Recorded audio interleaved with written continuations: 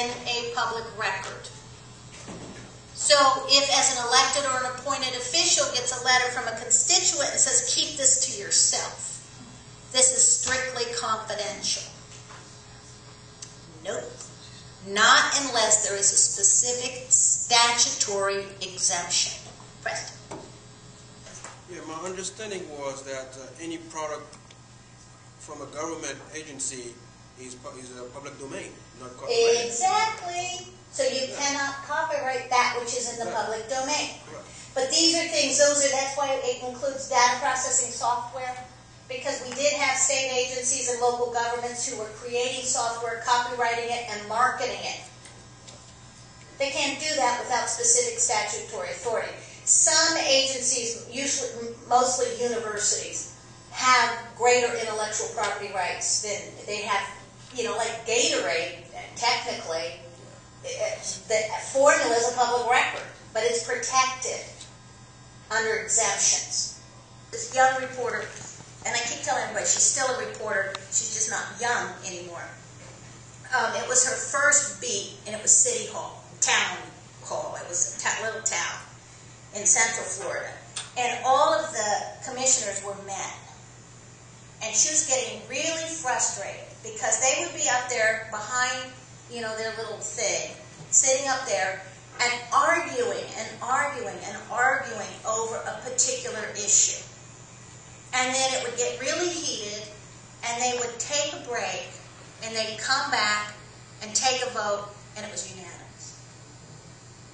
And she said, I know, they're talking about it. And I said, well, we could try showing a pattern that this happens all the time, but it would be best if we had some anecdotal evidence. So one morning she calls me up and she said, well, I got my evidence. I said, you did? And she said, yeah. I said, what'd you do? And she said, I followed them into the men's room. I wouldn't recommend that. So just a little bit about the Florida Public Records Handbook. When I came to Florida, it was amazing to me just how many records and resources were available to people who wanted to learn about their doctor, who wanted to check out an attorney, who wanted to find out what was happening on the neighborhood rezoning. But there were all these great resources, but there was this chasm between what was out there and available and what people knew about. So the book was sort of an idea to close that chasm, if you will. So it is out of print right now, working on the 3rd edition. We'll have more information for you later on when that's coming out. How many of you are familiar with retention schedules? Okay? And basically, anyone who's familiar with them, what are the value of, what good are retention schedules? You need to get the information before they erase it. Well, that's one. It's totally gone. You can't get it. That could be that could be one. But for those of you who work in government, what's an advantage? Tells you how long each document type should be retained, the minimum. Yeah. And if I worked for a government agency and I thought of retention schedules, that's exactly what I would think about. But in the bigger scheme of things, these are incredible records that can change your life. We had a case a few years ago where a public defender in Hillsborough County was trying to argue that some documents needed to be kept secret and filed his motion seeking secrecy ex parte. In other words, did not send a copy to the news media. And the judge allowed that. And we went to the 2nd District Court of Appeal and it reversed and said, no, this is an adversarial system and the news media's lawyers were entitled to see, at least generally speaking, why it was you thought this particular information ought to be kept secret. It is another thing that for the news media's lawyers to get to see the document itself. That is more rare. Usually the judge will get to review that in his chambers. And so that's the distinction. You're exactly right. Years ago, there was this effort around the state of public hospitals, true public hospitals owned by a local hospital authority to evade the Public Records Act and the Sunshine Law. And so what those entities started doing was creating private not-for-profit corporations to operate the hospital. And there was some question when this scheme was first created, well, if it's a private not-for-profit corporation, maybe its board can meet in secret. Maybe it can keep secret its minutes and its business plans and its records about medical malpractice, et cetera, et cetera. And the Florida 5th District Court of Appeal initially, and then the Florida Supreme Court said no.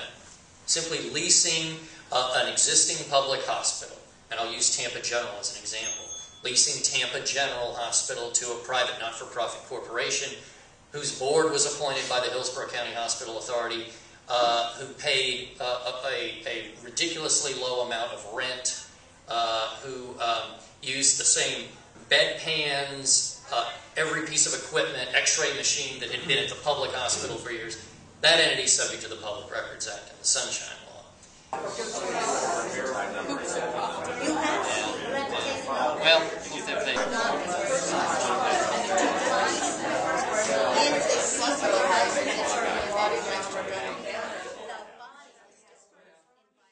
Barbara Peterson, I'm president of the First Amendment Foundation in Tallahassee, Florida. I think it went very well. I was very pleased with the questions and the enthusiasm of the people. We had a nice mix of people. We had some government, some reporters, some citizen activists, some bloggers, students. So I think it went very, very well, and it's always, it's exciting to me to see people get excited about open government. And this isn't just people who are cranky and having a hard time. They're really seriously and genuinely interested in using Florida's open government laws to oversee and hold their government accountable. My name is Keith Steele, S-T-E-E-L-E. I'm a private investigator in Bradenton, Florida. The majority of my job is accessing public records, records that are held by government entities and agencies, and that's the bread and butter of what I do as far as gathering information and facts. Barbara's always great. I mean, she is so knowledgeable. She's forgotten half of probably what most people would ever know. I mean, she's just a wealth of information. She's always helpful. I've called her on numerous occasions with questions and needing advice and direction, and she's been always exceptionally helpful. Joe Adams was very good too, the fellow from, I think he was from Jacksonville. He gave a lot of good websites, a lot of good tips. That was right worth the price of admission right there, so that was real good. And I enjoyed, I think his name was James Lake, the attorney at the end. He was very good, and I discussed a few things with him afterwards that might prove helpful as well, and a couple things I'm working on. I started this business in the late 70s, started my own in 1981.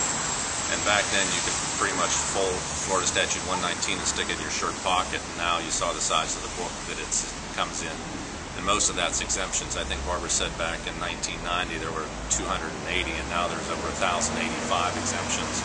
So I think the problem with the increase in exemptions is the fact that when you're dealing with a lot of the public officials, they're not really sure what is and isn't exempt because it's changing so quickly. So a lot of times they're not sure, and when you're asking it, it's a lot easier and quicker for them to say, I'm sorry, you can't have it, instead of being brought up to speed and more knowledge. I think as far as getting down to the nitty-gritty of monitoring bills and keeping people abreast of what the legislator is trying to exempt, I think the First Amendment Foundation is probably the best in that regard. My name is Frances Holber. I'm from Pinellas County. I was very interested in the Sunshine Laws because I've been having such a difficult time getting records from the State Attorney's Office and the Pinellas County Sheriff's Office because I was falsely arrested in 2006. And I went through a trial. I was found not guilty immediately. And since then I've been fighting the system, trying to get justice, real justice. Because even though I was found not guilty, my mugshot is still up on the Pinellas County Sheriff's Office site. I went before the Chief Justice in Pinellas County in the court, and he wouldn't allow them to take it down because they said it was public records. And then he stood there to lecture me in a courtroom full of people, pointing his finger at me saying, this is what you people get for having your Sunshine Law. So from that point on, I've been more interested in the Sunshine Law. I would like to have every citizen in Pinellas County attend this conference and learn how to protect themselves against corrupt government officials and cover-ups. Once you can start documenting things and you don't know where to look, at least you have half a chance and you're not totally run off. And I refuse to give up.